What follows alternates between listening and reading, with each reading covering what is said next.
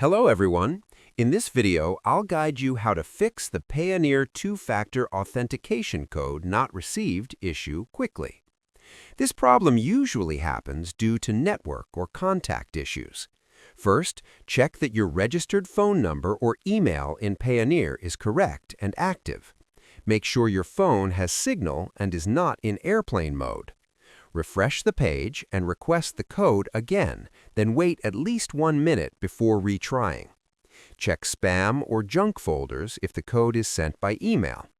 Restart your phone and disable any message blocking apps. If you're using an authenticator app, ensure the time settings are synced automatically. Avoid multiple rapid attempts, as this can cause temporary blocks. If the issue continues, contact Payoneer support to reset your verification method safely. Subscribe the channel for more videos.